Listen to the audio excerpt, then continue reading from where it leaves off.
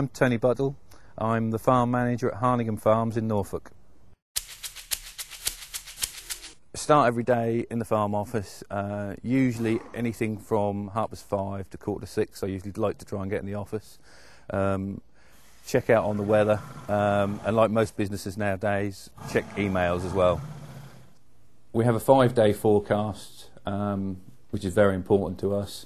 Today being Wednesday, we've got cloud with some sunny intervals. Tomorrow very similar, the same Friday, Saturday, Sunday. The reason we want such a long forecast is because if we pull any land up today for drilling, we want to know that it's not going to get wet, so we can let it dry out a bit. Right, what we're going to do now is going to have a look at a field in a view of drilling this later this morning. We're going to go and have a look and see what we need to do to the field first. This was a field that was vining peas. Vining peas came off in July. It's been ploughed the middle of July, so it's going to be wet. So we'll just have a look and see if we've got to pull the land up and what we've got to do to it.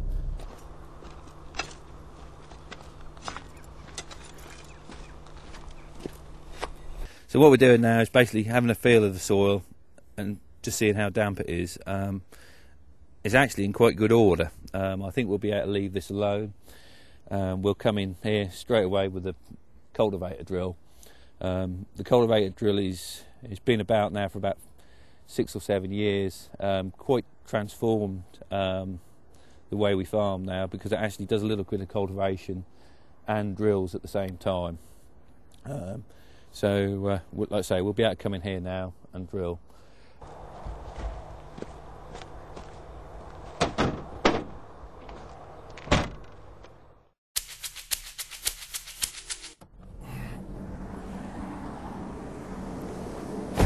Right, we're now at the main grain store. We're here to have a look and see Paul, see how he's getting on with drying the beans. It's been a wet harvest. We're combining beans at the moment at about 28%.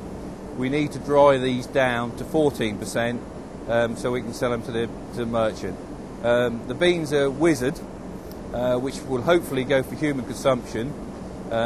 What happens to those is they get exported to Egypt for Ramadan. What we got here is a moisture meter and a coffee grinder. The reason we have a coffee grinder because that's about the only thing that will mash the beans up enough. What we have here is winter field beans. We're going to put them in the coffee grinder.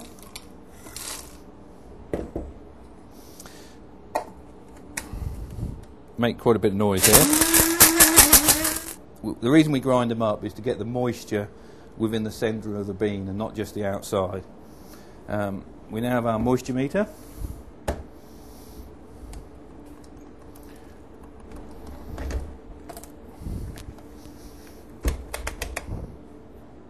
.7%. So these are nice and dry now. We can store these quite safely in the barn until we sell them. Right, this is the grain store now. The wheat comes up through the dresser into the dryer if it's wet, and then comes along this elevator across the top. And what we do is we just slide these slides out. We put a chute on, and then the grain will go into the store. This here is barley. Barley has two main uses, one being for animal feed and the other being malting, which can either be used to produce beer or whisky if you're in Scotland. This is quite an old-fashioned store. This has probably been here best part of 40 years, and each of these bins holds about 40 tonne. This is the old way of storing the grain, and this is the new. Each one of these stores now is 300 tonnes, and the bigger stores are 350 tonne. We can store wheat, rape, barley and beans in these stores. My responsibilities here as farm manager is we've spent 12 months growing most of these crops. We've now got them harvested. It's now very important that they are stored correctly. We have to monitor moisture you've already seen as they've come into the store. We also have to monitor the temperature within the grain. If the grain gets warm within the bin, we then get all those horrible bugs and insects taken away. So I have to come down here on a regular basis, not just to see Paul and check that everything's all right with him. He's also up here on his own for quite long hours a day. It could be 20 hours a day quite easily. So we have to come up here on health and safety grounds as much as anything else, just to check that he's all right and there's no problems. The reason I enjoy the job so much is being out in the countryside. It's like any job within any industry, you get highs and lows. But the beautiful thing about the farming industry is you can just get out and get away from it all. You can go and walk through fields, etc. You can see barn owls, deer, various other wildlife. It's a beautiful environment to be in, and I cannot see myself stuck in an office for 8-9 hours a day. It's not for me.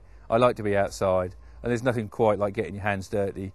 And when you go home in the evening, you look back and you've drilled, ploughed the field or harvested, you've actually achieved something at the end of the day. This is a field of oilseed rape that was drilled about 3 weeks ago now. What we do is, or what I have to do as part of my job, is to walk these fields on a regular basis. This time of year, these fields are quite prone to slug damage and also flea beetle. So what we're doing now is we're just going to have a look at this field and see if we can find any slug damage or any flea beetle damage. What we'll do is walk each field at least twice a week, preferably 3 times a week.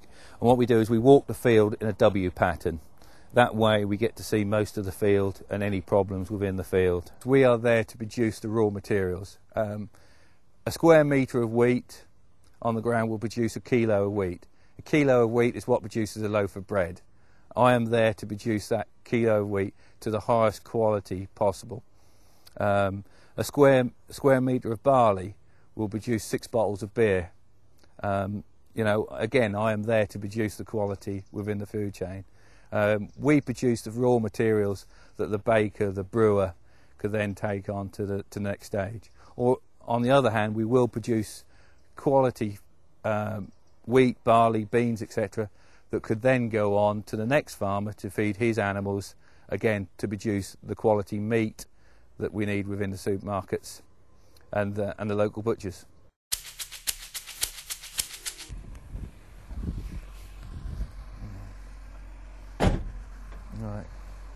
Right, it's now about 12 o'clock, midday. We're now going to go and see Donald again, just to see how he is with his ploughing, check everything's all right. Also just have a look at the land as well and see what it's ploughing over like. Again, to make a decision on when I'm hoping to bring the drill to this field. Right, what we got here is this soil has got quite a high clay content within the soil, so we can fall it into balls quite easily. And then it's also got quite a bit of sand in it as well though, because if we rub it through our fingers it feels quite gritty. So this will be known as a sandy clay soil within this field. Because of the year it's ploughing over quite wet as well, so we'll plough it. We'll now leave it 2 or 3 days before coming back and doing any other cultivations to it. And we'll get out of the way before we get run over.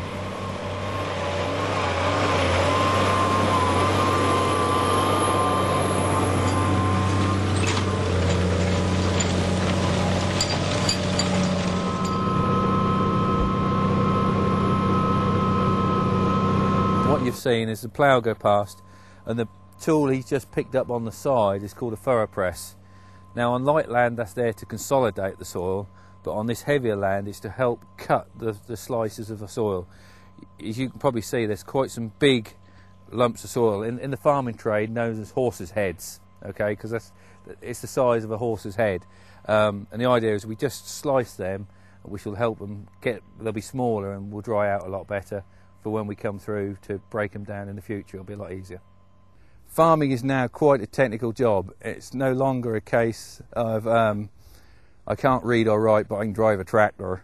That is no longer the case within the industry. The machinery we use now is very modern, up to date. We have GPS guidance. We are recording everything as we go along the field. The agrochemicals, the fertilizer, etc. Everything is recorded now, and it's no longer a case of you've got to be a very intelligent person, a very skilled person. Right, I've just come to the field now, have a look at the combine, have a quick word with the combine driver David, see what the beans are like, have a quick look at them, see what the quality is like more importantly, and just check that everything's okay.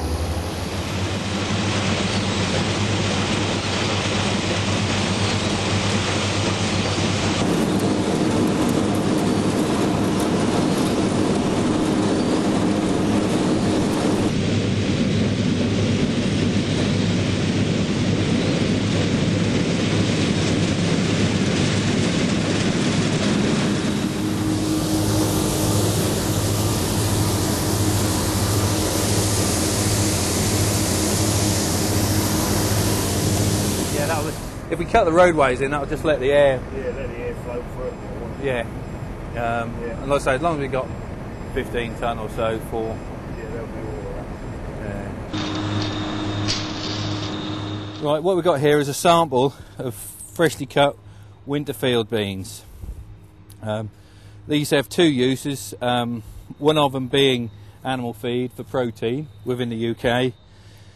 Because these look a nice clean sample, and they haven't got too many of these holes in, these will actually go for human consumption and go to Egypt, export for Ramadan, because that's all they'll eat during Ramadan is beans. My role within the farm, I am the spare man. Although I manage the farm, I am also the spare man. I must be able to drill, plough, spray, drive the combine. Not necessarily as well as the men on the farm, but I must be able to do that. And that is what I will do during the course of the day, is wherever needed, I will be the spare man. Right, it's now about 3:30 in the afternoon.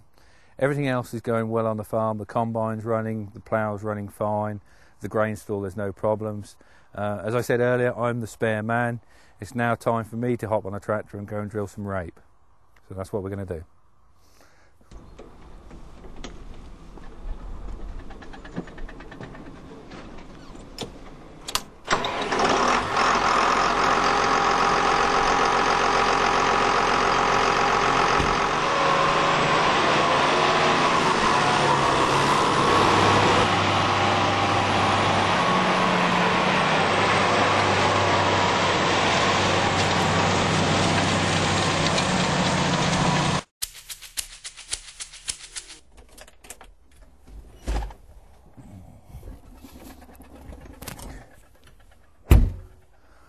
Right, that's me done for the day. It's now 6:30 in the evening. Drilling is finished. We're still combining, but that's farming. I'm now going to go back to the office and do some paperwork. I hope you've enjoyed following me for the day. Look forward to seeing some of you within the industry, and hope you enjoy it.